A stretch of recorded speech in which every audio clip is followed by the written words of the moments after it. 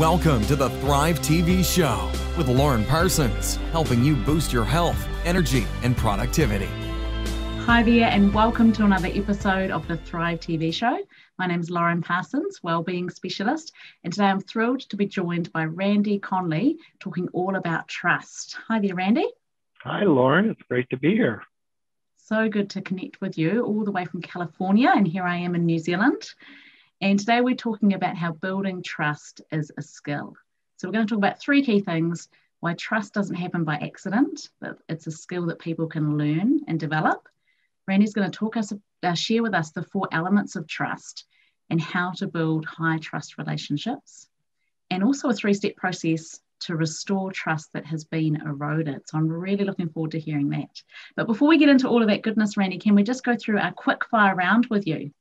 Yes, absolutely. Fire away. I'm ready. Great. So tell me, spots or stripes? Stripes. Preferably nice. Vertical. Vertical Okay. Stripes are slimming, right? Horizontal Specific. stripes are, yeah. Nice. Logical or creative? I would say a little more logical. Okay, nice. Batman or Superman? Superman. Nice. Cake or chocolate? Chocolate. Okay. City or countryside? Countryside. Like that picture behind you. I'd love that right now. Yeah, that's the southern New Zealand, Otago in New Zealand. One day you better come and visit us. I would love to. Tell me, introvert or extrovert? I'm an introvert. Okay, interesting. Very good. Football, basketball, or baseball? All of the above. Okay, all of it. All right, can't choose. Nice. And singing or dancing? I can't carry a tune, but I love to sing. Kind of my fantasy job would be a rock and roll star. Okay, wow. Yeah. Fantastic. Okay, so Randy Conley is the Vice President and the Trust Practice Leader for the Ken Blanchard Companies. He's the co-author of Blanchard's Building Trust training program and works with organizations around the globe, helping them build trust in the workplace. Trust Across America named him the top thought leader in trustworthy business behavior, and he's a founding member of the Alliance of Trustworthy Business Experts. He's the author of multiple books and is highly regarded in this field, and I'm so thrilled to speak to you today, Randy, all about trust. So just tell us, what do you love most about what you're doing now? Oh, there are so many things, Lauren. Trust, I first got involved in the field because some life experiences I went through illustrated the value of trust. And I had always held trust as a personal value. And then when I went through that experience where it just drove it home even more, it just became a central focus of mine. And I was fortunate enough through my work to be able to help leaders build trust. We spend, 3/4 of our waking hours working, right? And I just love helping people have high trust relationships and building high trust organizations. It's the fuel that brings energy to all of our relationships. So that's what drives my passion behind my work. Yeah, and so for our listeners listening in, what is a high trust organization? What does that mean? Well, to me, it means it's an environment where people feel safe and empowered to bring their best to work, to bring their whole self to work. And obviously there's many factors that play into that. One of the things I love about trust is it's such a huge, comprehensive topic, a construct. There's emotional components, there's psychological components, there's skill components, but yet at its core, it's also very simple. So it's this elegantly complex construct that is just so fascinating. But to get back to your question, high trust organization, I feel safe and empowered to bring my best. That's what it means to me. Yeah. Yes. And it's so critical. It links really closely to the work that I do, focusing on workplace well-being, which I always focus in on workplace culture. And one key component of that is that psychological safety. People feeling like you say, okay, just to come in, I feel safe, I feel empowered, I can just get on and do my best work. Yeah, I love that. Absolutely. Absolutely. Psychological safety, trust is such a key component of that, because a safe environment is one where you are willing to take risk without fear of repercussions, or that mistakes will be treated as learning opportunities to improve and get better, rather than a chance to get smacked by the boss and reprimanded. And if you don't have that, people aren't going to thrive. They aren't going to be well. The statistics are clear. Workplace stress in low trust environments is just through the roof. So there's lots of well-being connections to either the positive benefits of high trust or the negative benefits of low trust in organizations. Absolutely. Yes. Yeah. And it also flows onto so many other things, doesn't it? Like innovation and growth and all of those things. So tell us, you mentioned that trust doesn't happen by accident. So what are the key skills that people need to learn to build it? Yeah. That's one of the most fascinating things I find in my work is a lot of people just assume trust happens. It's sort of like some relationship osmosis, like the longer you're in relationship, trust just sort of happens, but it doesn't. You have to be intentional about it. And one of the fundamental truths about trust is that it's based on perceptions.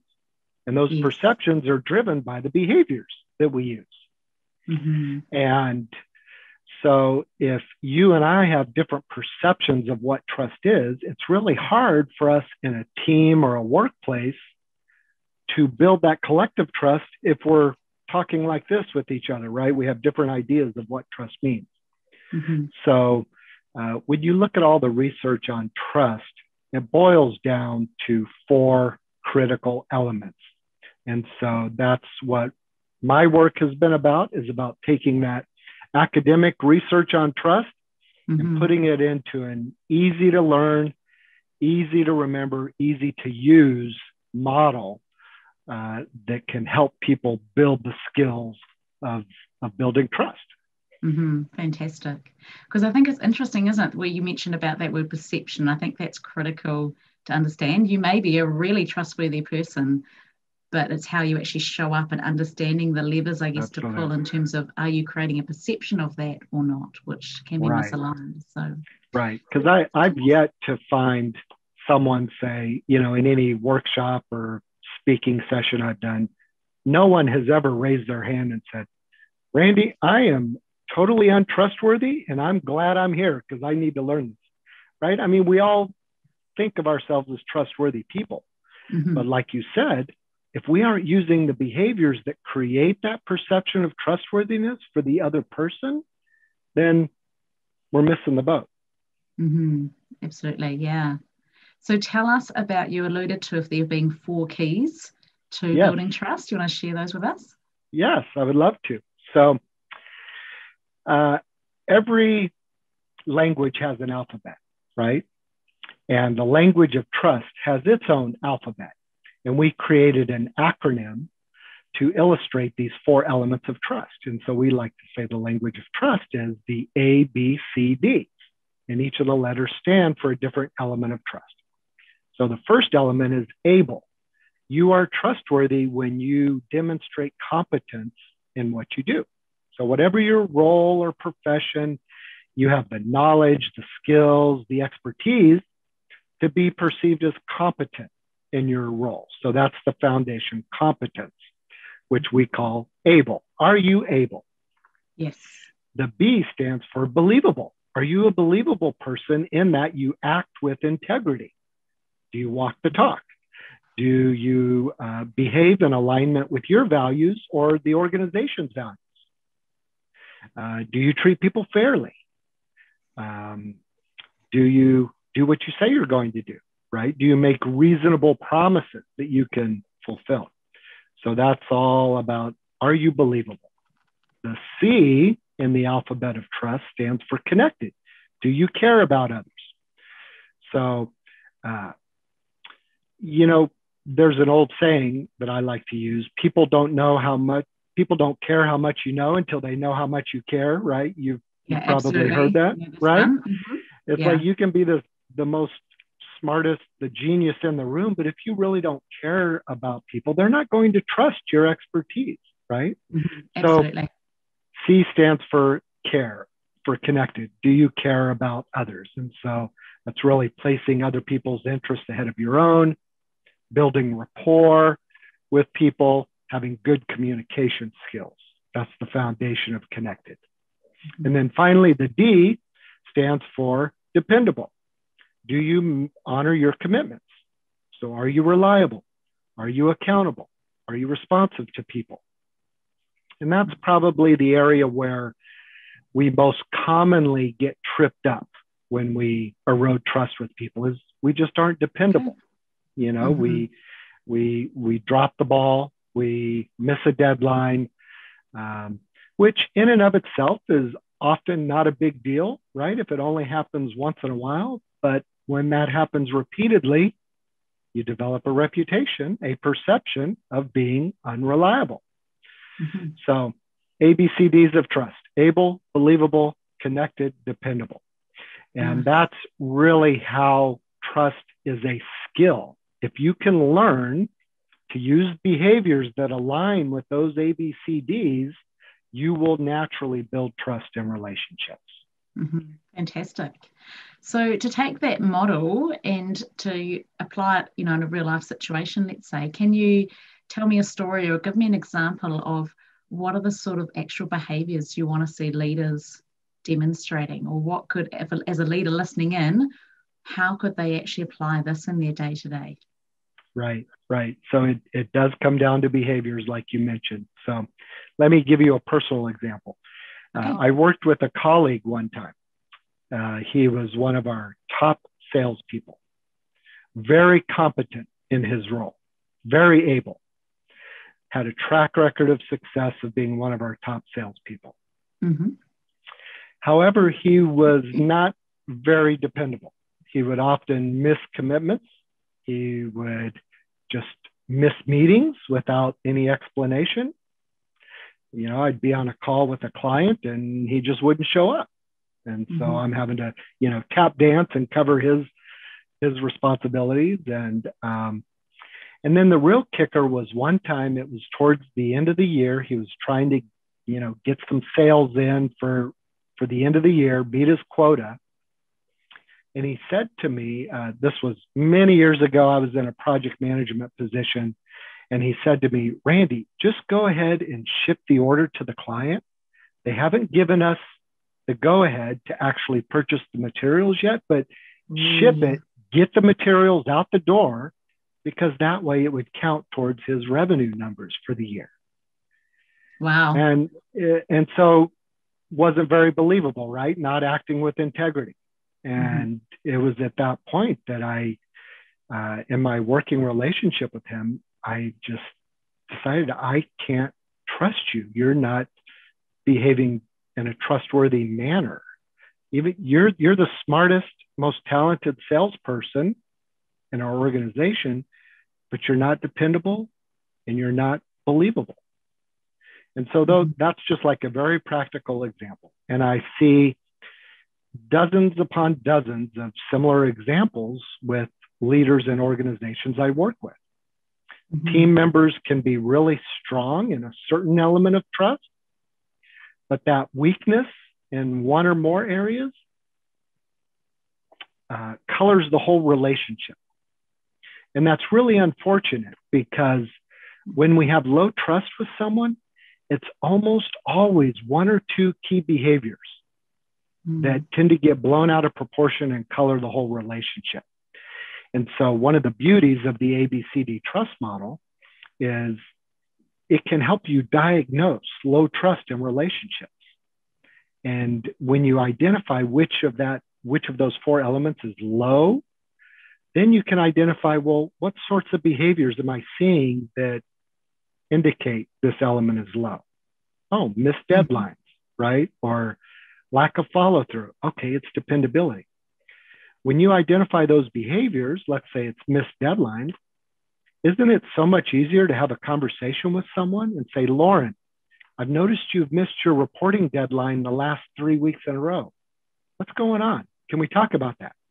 Versus saying something like, Lauren, I can't trust you to make your deadlines, right? As soon as you throw that word trust out there, like it raises emotions, people get defensive. So the lesson is trust is based on behaviors, right? Let's keep going back to the behaviors. That's the skill part. We can learn the behaviors that make us trustworthy and build that perception of trustworthiness with others.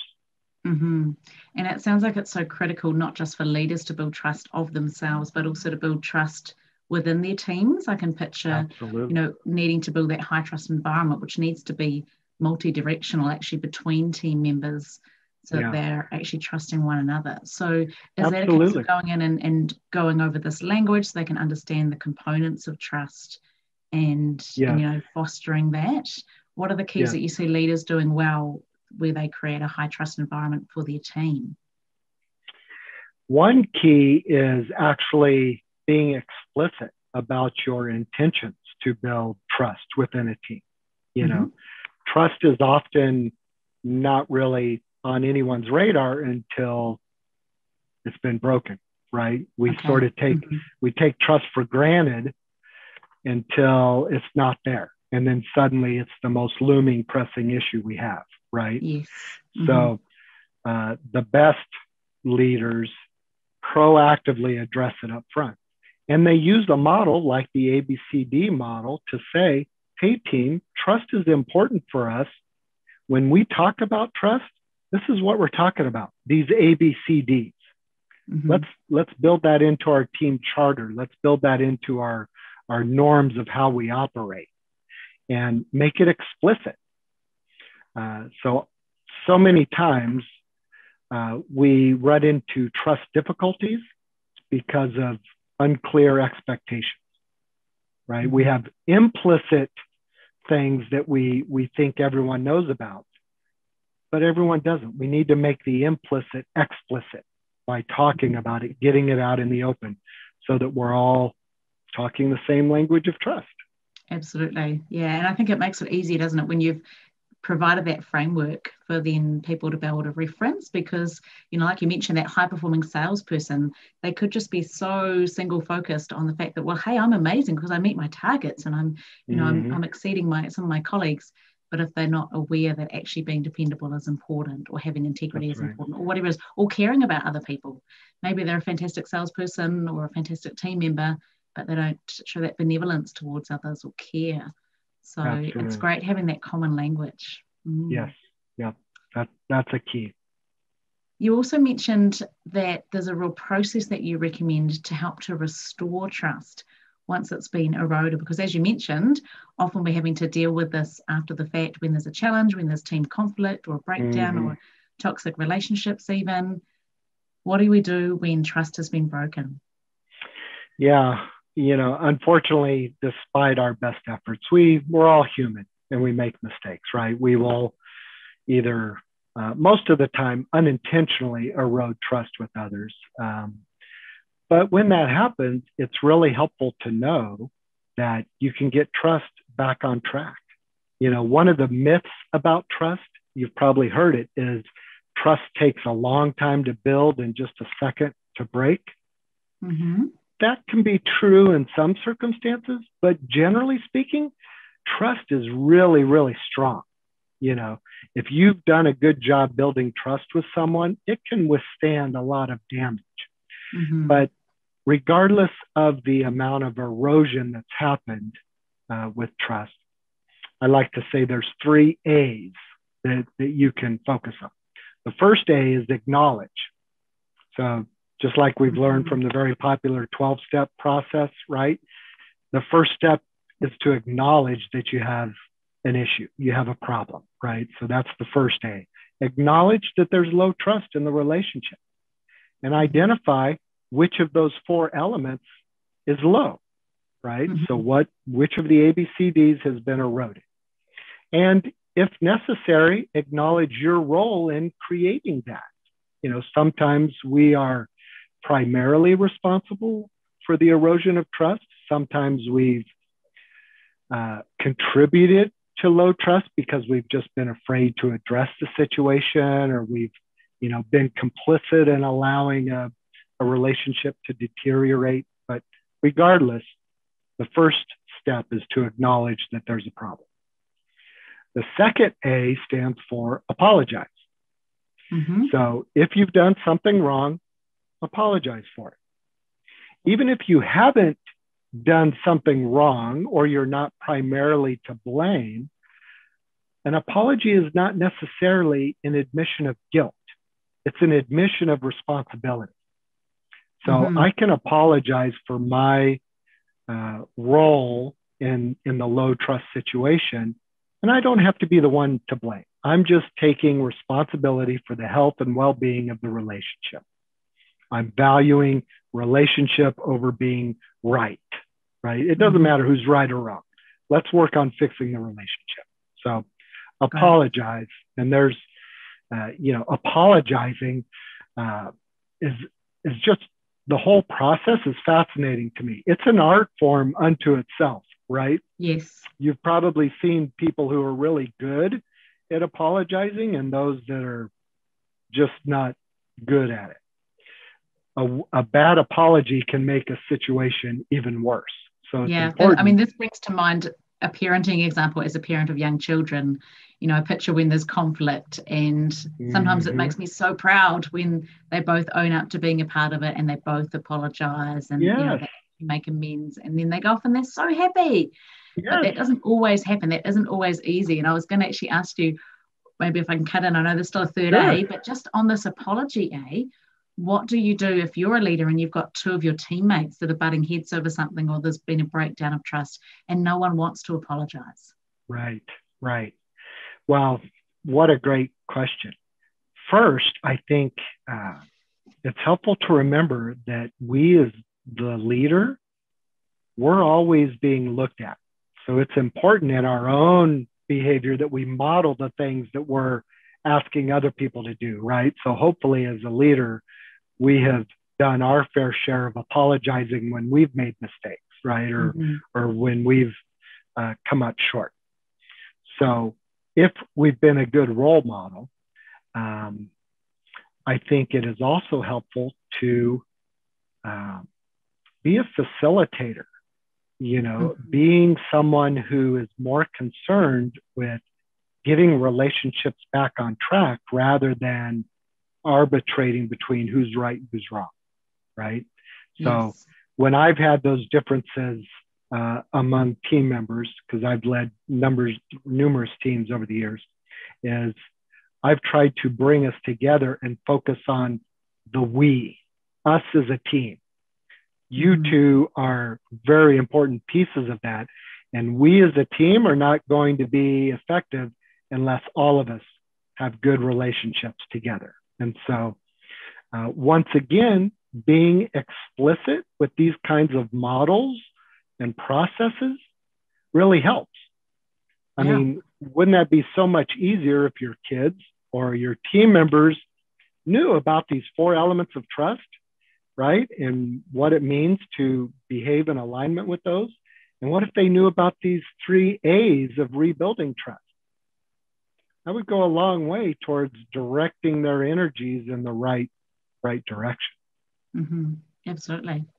And you mentioned the 3 A's. So we've talked about acknowledging and then apologizing. What's the final one?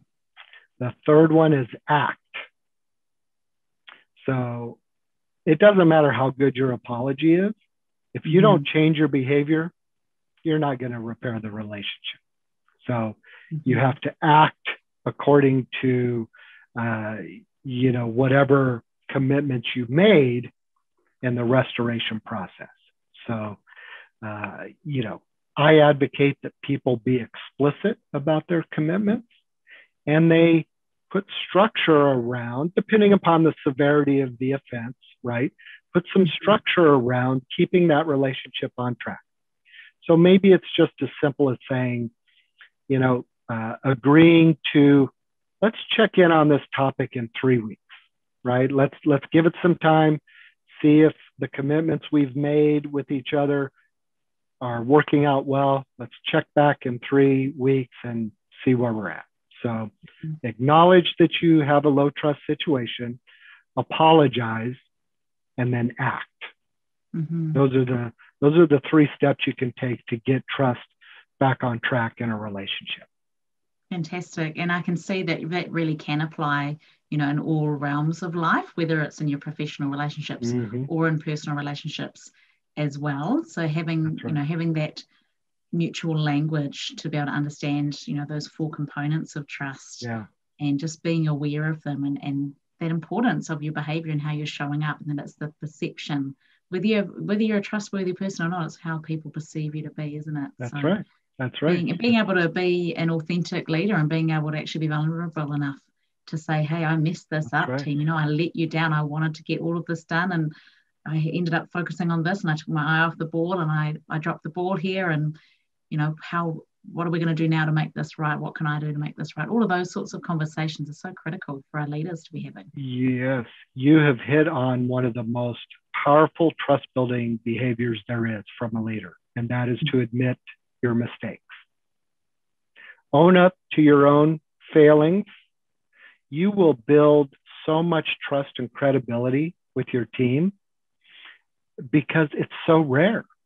So many leaders think that they have to have all the answers, right? That's why they're in the leadership position, right? They know the most. They've got the track record of success, and people don't want to appear weak or incompetent if they make a mistake, when actually the opposite is true. If your people see that you're authentic enough to say, you know what, team, I blew that. My bad, right? I thought this was the right way to go. Turned out to be the wrong way. I'm sorry. Here's what I'm going to do to get it back on track. You will find your team rallies around you, and your stock in their eyes just went up a few notches because you're willing to do that. Yeah, but it takes such courage and vulnerability to do that, doesn't it? I can always remember one of my former bosses, who was a fantastic boss and a great mentor to me at the time, talking about, imagine being a person that when you walk around a blind corner that people just follow you. And he talked about someone who was his boss and one of his mentors previously in the finance industry. And he said, and that person, they didn't always get everything right, but I would follow them around a blind corner because I knew that I could trust them, that they cared, they had my best interests at heart, that they were consistent and dependable, all of those things. Yeah. It's an interesting discussion, isn't it? Because I think it has so many ramifications, again, for team trust and for team well-being and team performance, if we can build these trust teams. Right. I mean, look at our world over the last year, right? I mean, just as you and I were chatting before this, you had mentioned that the day that we're doing this is exactly 1 year to when New Zealand went in lockdown, right? Nice. There is so much uncertainty around us in this world, so much changes at such a rapid pace. There are few things in life that we can truly trust. And I would hope that leaders look at trust as that precious commodity, that's one of the few things that you can give your team members. So just like you were saying about that previous leader of yours, we don't know what's going to come at us tomorrow from around the world, right? But I do know I can trust my leader. And my leader's going to have my back and is going to be with me. We're going to figure this out together. Whatever comes at us, we're in this together. And so trust has been referred to as the magical ingredient of organizations, because it simultaneously is the glue that holds everything together, but yet it's also the lubrication that keeps everything working smoothly and easily within organizations. So, with trust, so many things are possible, but without it, we're fighting an uphill battle all the way. I really love that quote. It's actually one I've quoted you on, Randy, before, talking about trust being that a magical ingredient. Yes, the glue that holds us together, and also the lube that allows everything to flow. I think that's a really great, for those that are visual and kinesthetic learners, visual, I can just picture them. I think that is really what it is. So it's definitely worth something, as you say, to invest in explicitly from a leadership level, because it's going to boost the well-being, and the productivity of your team and of your organization. So fantastic. So great to chat with you. If people wanted to find out more about you, Randy, or get in touch with you, what's the best way to connect? Yeah, well, probably the best way is through my blog. It's called leadingwithtrust.com, all one word, leadingwithtrust.com. You can follow me on Twitter if you're into Twitter, at Randy Conley, or LinkedIn. Just look me up, Randy Conley. You can find me there. Those are probably the best ways. And hopefully it's like somewhere down here, right, on the on the screen. Absolutely. So if you're watching us, there'll be links below. If you're listening in, head to thrivetvshow.com and you'll be able to get all of the show notes. And if you're not already watching, you'll be able to watch the TV version of the show. Or if you're listening, you can tune in on Spotify or iTunes. But make sure you head to thrivetvshow.com and you'll be able to get all of the links and the show notes to access those extra resources. And I can recommend Randy's blog. I first heard about Randy through LinkedIn and reading his articles, and he writes really well. So encourage you to follow that up. Thank you. So Randy, one final question. If you just had one final thought to share with our listeners today, what would that be? One final thought. Lauren, I would point us back to trust is based on behaviors. And if you focus on using the right behaviors, you will build trust in your relationships. So keep in mind those ABCDs of trust: able, believable, connected, dependable. Use behaviors that you can easily identify that would fit within those 4 elements of trust, and you'll be well on your way to creating high trust relationships. Fantastic. Thank you so much for sharing your wisdom, for thought-provoking conversations. And my pleasure. If you're listening in, just feel free to leave a comment below. Any questions for Randy or I? Really keen to keep this discussion going. So thank you so much, Randy. Appreciate all of your time today. My pleasure. Thank you, Lauren. Thanks so much for tuning in. That's been another episode of the Thrive TV Show. Go out and thrive. Thank you for listening to the Thrive TV Show with Lauren Parsons. Visit thrivetvshow.com to access the show notes and discover our fantastic bonus content. And be sure to subscribe so you don't miss the next inspiring episode.